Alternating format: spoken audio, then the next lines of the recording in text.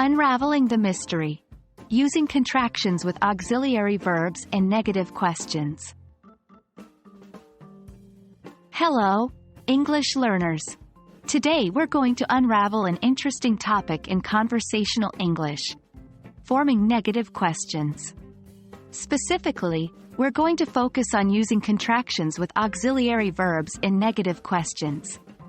This can seem tricky at first, but with a bit of practice, you'll master it in no time.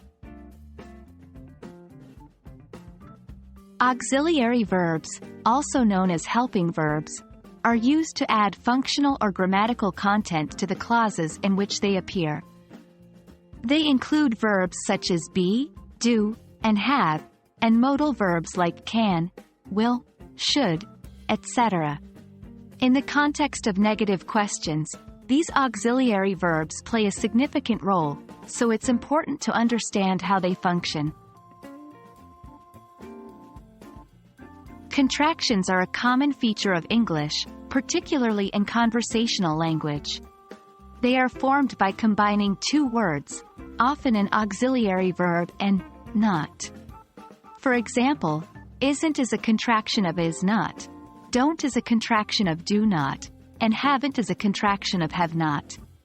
In negative questions, we frequently use contractions for a more natural and colloquial flow in speech.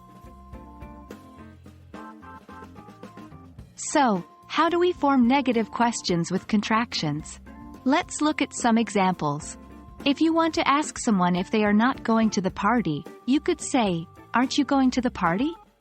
Here, aren't is a contraction of are not. In a similar way, to ask if somebody did not see the movie, you can say, "Didn't you see the movie?" Where didn't is a contraction of did not. Remember, the contraction comes at the beginning of the question, followed by the subject, and then the main verb in its base form. To get comfortable with these contractions, practice is key.